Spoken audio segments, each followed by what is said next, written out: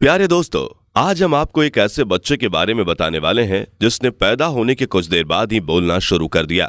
यानी कि दूध पीते बच्चे ने बोलना शुरू कर दिया। लेकिन ऐसा कैसे हुआ और यह वाकया कहां पेश आया, आगे हम आपको इस वीडियो में बताएंगे। लेकिन उससे पहले अगर आपने इस वीडियो को लाइक नहीं किया तो वीडियो को लाइक जरूर करें और चैनल को जरूर सब्सक्राइब करके बेल आइकन दबाना ना भूलें। तो चलिए वीडियो शुरू करते हैं। प्यारे दोस्तों, बनी इजराइल में एक बुजुर्ग रहा करते थे जिनका नाम जरीश था। वो इंतहाई साले और इबादत गुजारे इंसान थे। उनकी नेकी और इबादत का दूर दूर तक चर्चा था। जब भी कोई मुश्किल मसला दरपेश होता तो लोग की खिदमत में हाजिर होते और उनके मकबरे लिया करते। मुश्किलात और तकलीफों में उनसे दुआएं भी कराई जाती थीं। बनी इजराइल के बुजुर्ग ओलिया अल्लाह का तज़किरा जब भी आता है तो उन्हें जरीश का नाम ऊपर होता है। उन्होंने इबादत के खातिर एक इबादत खान यानी कि इबादत करने की जगह बनवाई और वह अपनी इबादत और रियासत में इस कदर मशहूर होते हैं कि उन्हें इस दुनिया और यह के मामलात का कोई ध्यान ही नहीं होता है। उन्होंने कभी इस दुनिया के बारे में सोचा भी नहीं था और वह बस अल्लाह पाक को खुश करने के लिए दिन रात उसकी इबादत करने में लगे रहते थे। एक दिन ऐसा हुआ, जरीश की माँ उनके पास आई। यह वक्त जरीश की इबादत का वक्त था और वह हस्बे मामूल इबादत में लगे हुए थे। माँ इबादत खाने के दरवाजे पर खड़ी होकर अपने बेटे को आवाज देने लगी और जरीश ने माँ की आवाज सुनी तो इबादत के दौरान उनके दिल में ये बात आई कि या अल्लाह, मैं तेरी इबादत में लगा हुआ हूँ, तेरी बंदगी कर रहा हूँ, तुझे खुश करने की कोशिश कर रहा हूँ और इधर मेरी माँ मुझे बुलाने चली आई हैं। क्या मैं नमाज तोड़ दूं या फिर इबादत से हट जाऊं? अब इस नाजुक मौके पर मुझे क्या करना चाहिए? क्या मुझे इबादत में लगा रहना चाहिए या इबादत करके माँ की बात सुननी चाहिए? अगर आपको वीडियो पसंद आ रही हो तो वीडियो को लाइक करते रहें। पर वह इबादत में मशगूल रहे और माँ की आवाज का कोई जवाब न दिया। उनकी माँ ने थोड़ी देर तक इंतजार किया और जब बेटे की तरफ से कोई जवाब नहीं आया तो वो वापस चली गईं। दूसरे रोज भी अल्लाह वाले की माँ इबादत खाने में आई और इस वक्त जरीश अल्लाह पाक की इबादत में मशगूल थे। माँ ने उनका नाम लेकर पुकारा और जब उनकी माँ की आवाज उनके कानों में पड़ी, उनके दिल में ये बात आई कि ऐ परवरदिगारे आलम, मैं तेरी इबादत कर रहा हूँ और इधर मेरी माँ मुझे बुला रही है। अब समझ नहीं आता कि मैं क्या करूँ, इबादत छोड़कर माँ का जवाब दूं या फिर वादत मुकम्मल करूं। बहरहाल वह इबादत में ही मशगूल रहे। माँ की आवाज का फिर से कोई जवाब नहीं दिया। उनकी माँ कुछ देर इंतजार करती रहीं। फिर बेटे का कोई जवाब न पाकर माँ वहां से वापस चली गई। लेकिन इस दफा नाराज होकर उन्होंने अपने बेटे को बद्दुआ दे दी कि अल्लाह उसे उस वक्त मौत ना दे जब तक यह किसी बदकिरदार औरत का मुंह न देख ले। माँ के दिल से दुआ निकल गई। बनी इजराइल में जरीश एक इम्तिहाई नेक और इबादत गुजार इंसान थे। लेकिन माँ की बद्दुआ के बाद माहौल उनके खिलाफ होने लगे। लोग आपस में उनके बारे में बातें करने लगे और उनकी इबादत का तस्करा भी करते चंद लोगों में उनके खिलाफ हसद भी पैदा हो गया।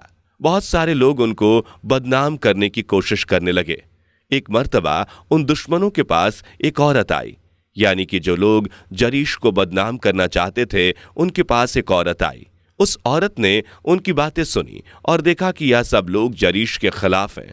तो वह कहने लगी कि तुम लोग कह रहे हो कि जरीश यहाँ के बहुत बड़े नेक बुजुर्ग हैं, अल्लाह वाले हैं, लेकिन मेरे लिए जरीश को बहकाना और उन्हें अपने हुस्न के फंदे में फंसाना कोई बड़ी बात नहीं है।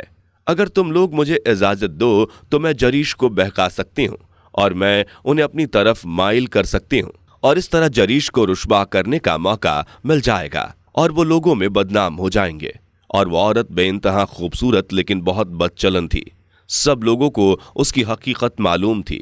उस औरत को अपने हुस्न पर इतना नाज था कि वो जिसे चाहती उसे अपने फितने में मुब्तला कर देती।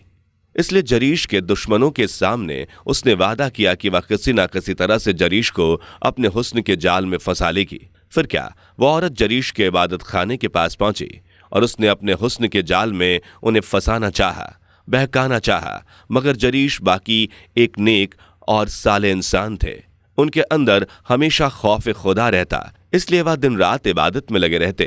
भला वह उस बदचलन औरत के जाल में कैसे फंस सकते थे। उस बदकिरदार औरत ने तरह तरह से जरीश को अपने जाल में फंसाना चाहा और अपनी तरफ माइल करना चाहा कि मेरे पास आएं और मेरे साथ गुनाह कर लें और लोगों में बदनाम हो जाएं। लेकिन 1000 कोशिशों के बावजूद वह अपने मकसद में नाकामयाब रही। शैतान कामयाब ना हो सका। और जब उस बदचलन औरत ने देखा कि जरीश किसी तरह उसके काबू में आने वाला नहीं है तो उसे बड़ा गुस्सा आया। दोस्तों, अगर आपको हमारी वीडियो यहां तक पसंद आ रही है तो इसे लाइक करें। उसे यूं महसूस हुआ जैसे उसकी बेइंतहा तौहीन हुई है, क्योंकि अल्लाह वाले के पाकीज़ा अखलाक से उसको बड़ा धक्का लगा। मैं तो बड़े बड़े लोगों को बहका चुकी हूं, लेकिन यह कौन है जो मेरे जाल में नहीं पकड़ा है। और उसका ऐसे अल्लाह वाले से पाला पड़ा था जो रात की तन्हाई में भी, जबकि उन्हें कोई देख नहीं रहा था, अल्लाह से डरते। उन्हें यकीन होता कि बंदे की आंख से यह सब कुछ ओझल रह सकता है, मगर अल्लाह से कोई राज छुपा नहीं रह सकता, और जो कि दिलों के भेद जानता है। अब वो बदचलन औरत एक और दूसरी चाल चलने लगी। वह एक चारवाहे के पास पहुंची और चारवाहा जरीश के इबादत खाने के आसपास बकरियां चराया करता था। उस औरत ने चारवाहा को फांस लिया और उससे अपना मुंह काला करवाया, जिसकी वजह से हमल ठहर गया, यानी कि उसके यहां एक बच्चे की पैदाइश होने वाली थी। अब उसने सोचा कि यही एक अच्छा मौका है कि इस नेक बंदे को फंसाया जाए। फिर वह लड़की उस चारवाहे के पास गई और कहने लगी कि मैं जिंदगी भर तुम्हारे साथ रहूंगी, बस तुम्हें मेरा काम करना पड़ेगा। वह चारवाहा कहने लगा, कौन सा काम? इस बदकिरदार औरत ने कहा कि मैं जरीश के ऊपर यह सारा इल्जाम लगाने वाली हूं। अगर तुम मेरा साथ दोगे तो मैं फिर उसके बाद मैं तुझसे निकाह करके हमेशा के लिए तेरी हो जाऊंगी। उस चरवाहे ने फिर इसकी बात मान ली और जरीश को फंसाने के लिए तैयार हो गया। अब कुछ वक्त बाद बच्चा जब पैदा हुआ तो वह लोगों से कहने लगी कि यह बच्चा जरीश का है, उसने मेरे साथ ज्यादती की है और अब यह बच्चा वह कबूल करने से मना कर रहा है। लोगों ने उस औरत की बात सुनी तो वह आग बबूला हो गया। उसकी बात पर लोगों ने यकीन कर लिया। अब उन्हें तो मौका मिल गया था। वह फौरन अल्लाह वाले के इबादत खाने में पहुंचकर तोड़ फोड़ करने लगे और फिर लोगों ने जरीश को मारना पीटना शुरू कर दिया। तो जरीश कहने लगे कि भाइयों, मुझे यह बताओ कि आखिर तुम लोग मुझे क्यों मार रहे हो? वजह क्या है? मैंने तुम्हारा क्या बिगाड़ा है? लोगों ने कहा कि तुमने इस बदकिरदार औरत से मुंह काला किया है, इसने तुम्हारा बच्चा जन्म दिया है। जरीश ने कहा कि मैंने जिन्हा नहीं किया है, यह मुझ पर एक बहुत बड़ा इल्जाम है, सरासर झूठ है, मुझे जानबूझकर फंसाया जा रहा है। लेकिन उसकी लाख सफाई देने के बावजूद वह उसको बेगुनाह तस्लीम करने के लिए तैयार नहीं थे। उन्होंने जरीश का इबादत खाना तोड़ दिया, दीवार गिरा दी। जब जरीश ने देखा कि लोग उनकी पाकीज़गी तस्लीम करने के लिए तैयार नहीं हैं, तो उन्होंने कहा कि तुम बच्चे को मेरे पास ले आओ, वही मेरी सफाई देगा, या कि वही बताएगा कि मैं उसका बाप हूं या नहीं। वह बच्चा उनके पास लाया गया। कमसीन बच्चा था, शेर ख्वार बच्चा था, अभी बोल नहीं सकता था। वह बच्चा उनके पास लाया गया तो उन्होंने कहा, मुझे नमाज पढ़ लेने दो। फिर लोगों ने उन्हें नमाज पढ़ने दी और नमाज से फारिग होकर बच्चे के पास आए और पूछा, तेरा बाप कौन है? और बच्चा बोला, फलां चरवाहा मेरा बाप है। लोग हैरानी से देख रहे थे। जो बच्चा बोल नहीं सकता था, इसने किस तरह से ये सब बता दिया, उस औरत का राज खोल दिया, किस तरह से गवाही दे दी और उसका बाप कौन है।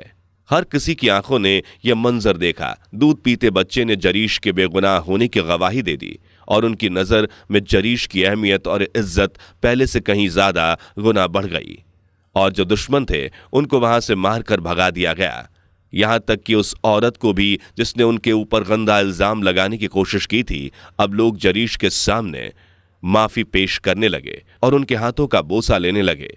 और उन्होंने जब जरीश से कहा कि हम आपकी इबादत करने की जगह सोने की बना देते हैं, क्योंकि आप तो इस काबिल हैं, अल्लाह के इतने प्यारे बंदे हैं और अल्लाह वाले हैं, हमने आप पर बिना वजह शक किया और हम चाहते हैं कि इस इबादत खाने का जो टूट चुका है और हमने इसे बेदर्दी से तोड़ फोड़ दिया है, हम चाहते हैं कि हम इसको सोने का बना दें।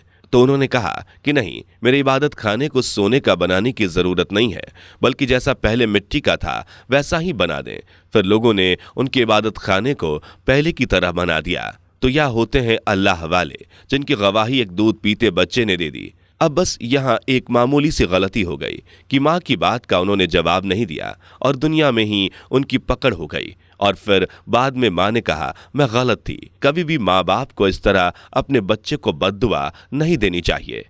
तो दोस्तों, इस वीडियो में बस इतना ही। अगर आपको यह वीडियो पसंद आई हो तो इस वीडियो को लाइक करें और चैनल को सब्सक्राइब करें। मिलेंगे अगली बार एक और वीडियो के साथ। तब तक के लिए खुदा हाफिज।